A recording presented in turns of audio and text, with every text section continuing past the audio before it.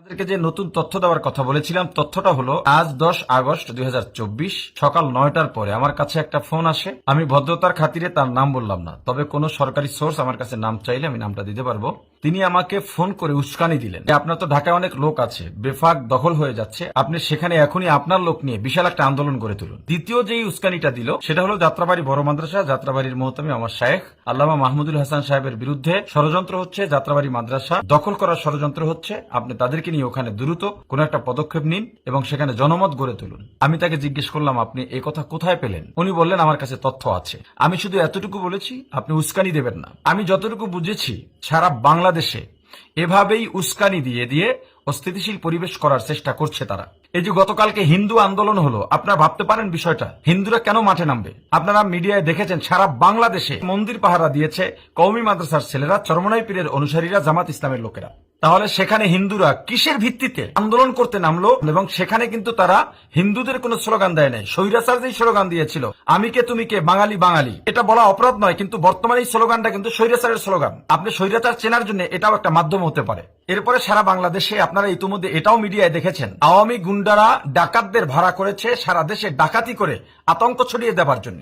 আজকে আমার এই ফোনের মাধ্যমে আমি এটাই বুঝতে পেরেছি যে সারা বাংলাদেশে তারা এভাবে বিভিন্ন জায়গায় উস্কানি দিয়ে যাচ্ছে। তাদের উস্কানি ফাঁদে কেউ কেউ পা দিচ্ছে, আবার আমার মতো যারা আছে তারা পা না দিয়ে আপনাদেরকে আরো সচেতন করে তুলছে।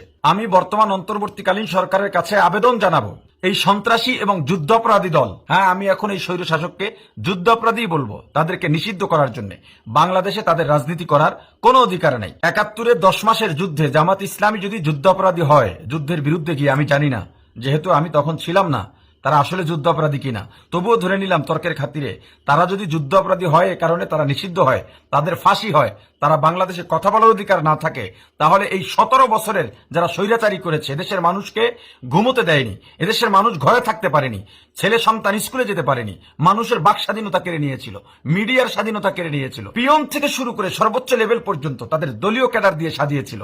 ছোট ছোট ছেলেরা এদেশের গণ্যমান্য শিক্ষিত শিক্ষকদের সাথে, আলেমদের সাথে অন্যায় অবিচার বেয়াদবি করেছিল। সেই তারা কিভাবে বাংলাদেশে রাজনীতি করতে পারে? যেই স্বৈরাচার এতগুলো গণহত্যা করেছে এবং গণহত্যা করে উপহাস করেছে, হেফাজতে লাল রং মেখে শুয়েছিল বলে উপহাস করেছে আমাদেরকে। এই 24-এর মুক্তিযুদ্ধে হাজার হাজার ছাত্র নাগরিককে শহীদ করেও একটা ভাঙা মনিটরের সামনে গিয়ে যেই স্বৈরাচার কেঁদেছে, ছাত্রদের জন্য মায়া লাগেনি।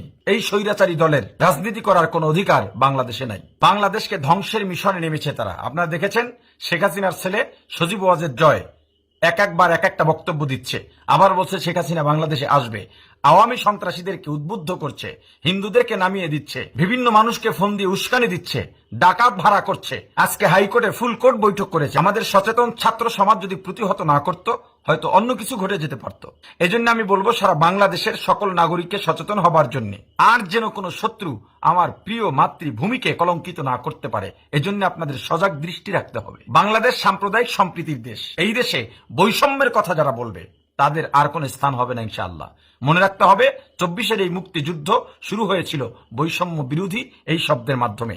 এই শব্দের ওজন এবং আবেদন আমাদেরকে বুঝতে হবে, বুঝলেই এই দেশে কোনো সাম্প্রদায়িক দাঙ্গা থাকবে না ইনশাআল্লাহ। অনেকে প্রশ্ন করছেন, হুজুররা এতদিন কোথায় ছিল? আপনার ইতিমধ্যে উত্তর পেয়েছেন, তবুও আমি বলি, প্রত্যেক আন্দোলনে ওলামায়ে কেরাম, মাদ্রাসার ছাত্ররা ছিল রিজার্ভ ফোর্স।